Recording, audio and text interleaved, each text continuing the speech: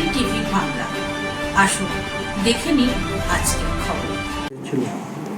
তারপরে অনেক জুডিশিয়ালে মামলা লড়ে সুপ্রিম কোর্টের নির্দেশে 2019 সালে বাবরি মসজিদের জায়গা রামলীলাকে দেওয়া হয়েছিল। 2024 সালের 22শে জানুয়ারি ভারতবর্ষের প্রধানমন্ত্রী ঘটা করে উদ্বোধন করেছেন রাম মন্দিরে। ভারতবর্ষের কোনো মুসলিম তার বিরোধিতা করেনি, আমরাও করিনি। কিন্তু আমরা দেখেছিলাম সেই রায়ের পরে বাবরি মসজিদকেও ল্যান্ড দেওয়া হয়েছিল। সুপ্রিম কোর্ট বলেছিল উত্তরপ্রদেশের সরকারকে 5 একর জায়গা দিয়েছে, এমন একটা জায়গায় দিয়েছে যেখানে মুসলমানের আবাদি কম, মুসলমানের সংখ্যা কম, তাই সেখানে বাবরি মসজিদ করতে পারেনি বা হয়নি। আমি বাংলায় 37% মুসলমানের বাস, মুর্শিদাবাদে 70% মুসলমানের বাস। অমিত শাহর ক্ষমতা থাকে তো আমাকে রুখবে। অমিত শাহরা মসজিদ ভেঙেছে, আমি পুনর্নির্মাণ করব বাবরি মসজিদের। ভারতবর্ষের সংবিধান আমাকে সেই স্বীকৃতি দিয়েছে। মহামান্য কলকাতা হাইকোর্ট আমাকে সেই ব্যাপারে কোনো বাধাপ্রাপ্ত করেননি এবং সুপ্রিম কোর্টও এই বিষয়ে আমাকে কোনো বাধা দেননি। কাজেই আমি আমার মুসলিম কমের টাকায় বাবরি মসজিদ করছি। আর যদি উনি বলেন যে মমতা ব্যানার্জির সঙ্গে আমার সম্পর্ক, আমি বলবো অমিত শাহের সাথে মমতা ব্যানার্জির সম্পর্ক আছে, তাই তার ভাইপুর গ্রেপ্তার হয় না, তাই তার ভাইপুর বিরুদ্ধে অমিত শাহরা কোনো ব্যবস্থা নেন না। এবং সিবিআই ইডিকে দিয়ে গত 4 বছর ধরে অনেক নাটক করা হয়েছে, কারো বিরুদ্ধে কোনো সাজা দিতে পারেনি ইডি সিবিআই। এখান থেকে বোঝা যায় যে অমিত শাহের সঙ্গে মমতা ব্যানার্জির কোথায় একটা সখ্যতা আছে বা কোথায় একটা যোগসূত্র আছে। কাজেই হুমায়ুন কবিরকে এরাও জব্দ করতে চায়, বিজেপিও তাকে রুখতে চায়, আর মমতা ব্যানার্জিও উপর মুসলমান প্রীতি দেখায়, কিন্তু তাদেরও বকটুয়ের মতো ঘটনা ঘটিয়ে দেয়।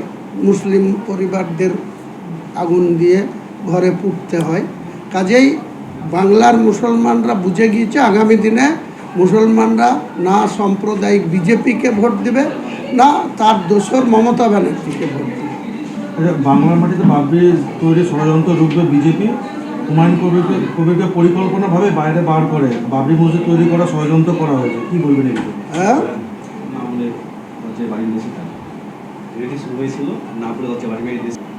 বিজেপি তো রোখার চেষ্টা করছে। বিজেপি তো উত্তরপ্রদেশের মুখ্যমন্ত্রী হুমায়ুন কবিরের বিরুদ্ধে বলেছে রোজ কেয়ামত পর্যন্ত, কেয়ামত তক বাবরি মসজিদ হতে দেবে না। বিজেপির নেতা অর্জুন সিং বলেছে বাবরি মসজিদ যেভাবে অযোধ্যায় ভাঙা হয়েছিল আবার মুর্শিদাবাদে গিয়ে ভাঙা হবে। আমিও বলেছি বিজেপির ক্ষমতা থাকলে মুর্শিদাবাদে এসে বাবরি মসজিদ ভাঙতে আসবে, আমি 10 ফুট গর্ত করে যে ভাঙতে আসবে তাকে মাটিতে পুঁতে দেব বলেছি, চ্যালেঞ্জ করেছি। চ্যালেঞ্জ অ্যাকসেপ্ট করুক না বিজেপি, দিয়ে এসে বাবরি মসজিদের ধারে কাছে এসে দেখাক না।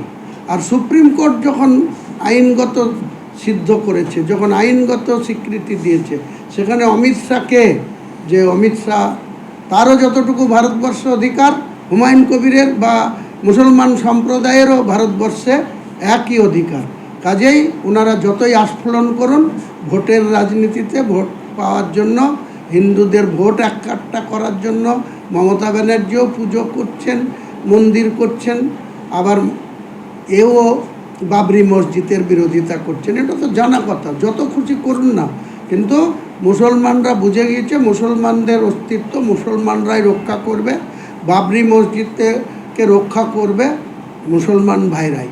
আমি মুসলমান ভাইদের সঙ্গে নিয়ে সাম্প্রদায়িক বিজেপিকেও রাজনৈতিকভাবে পরাস্ত করব এবং তার দোসর মমতা ব্যানার্জিকেও ভেতরে বিজেপির সাথে লাইন আপ করে চলা, সেটাও মুসলমানরা আগামী দিনে জবাব দেবে।